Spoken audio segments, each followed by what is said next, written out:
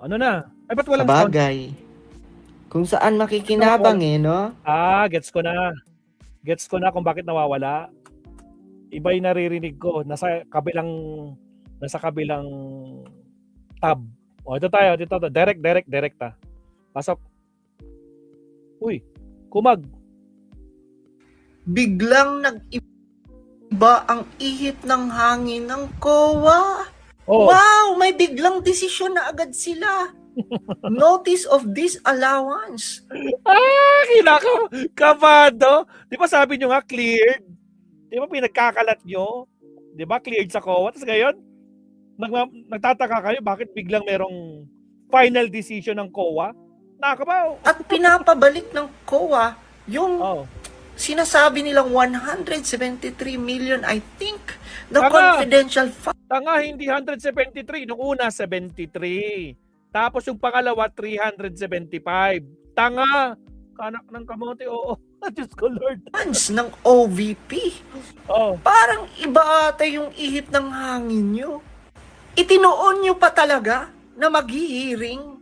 Talagang ni-right timing nyo no? Grabe talaga mga lords, no? Talagang lahat ng... Grabe naman mga lords, no? Iyakan kami mga garapata. Government resources ginagamit nila para pabagsakin lang talaga. At ipitin lang talaga si VP Inday Sara. Hindi nyo matanggap, no? Isole ang ninakaw ng korap. Diyos ko, Lord. Hayop talaga no? Pati COA na dapat independent yan, namamanipula na rin. Agoy! Namamanipula. Yan ang problema sa inyo, no? Kapag hindi pabor sa inyo, sasabihin nyo, minamanipula. No? Ngayon, asan yung pinagkakalat nyo na cleared siya sa COA? Diyos ko, Lord. My goodness. Pahiya kayo ngayon.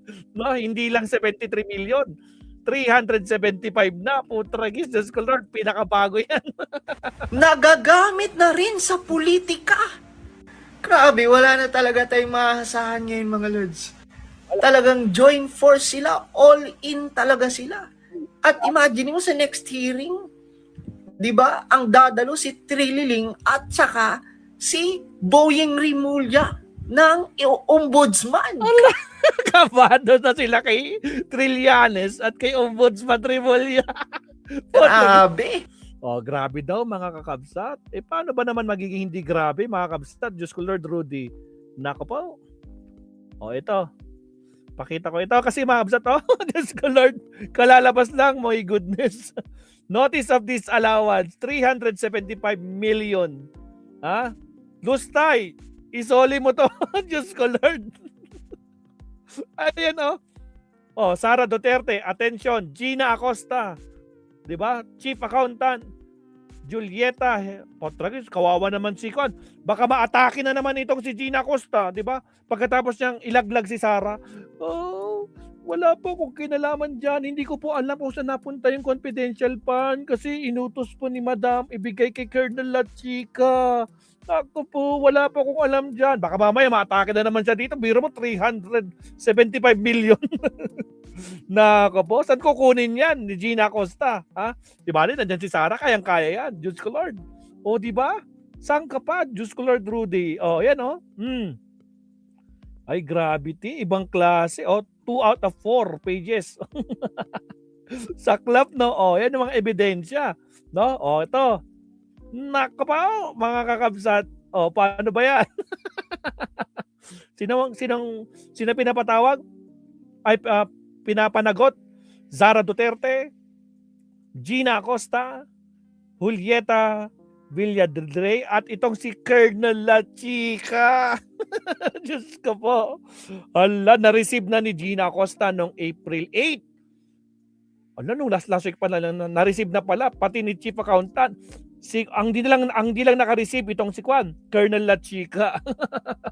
Dito, permado na, naka-receive na mga kabsat. Nako po mga kakabsat, ayan na. Wala na. Tapos ang maliligayang araw niyong mga kumag kayo. Alright? Di ba mga kabsat? Diyos ko, Lord Rudy. Next topic tayo. Ang sarap nilang paiyakin. Mark Rivera, shoutout kabsat. No? Di ba, Naomi Chin? O, tumatawa to ni si Kat Kat. O, next topic tayo, mabusat. Si Lustay naman ang pag-usapan natin. Okay, here we go. Countdown muna tayo in 30 seconds. Last topic tayo, last topic.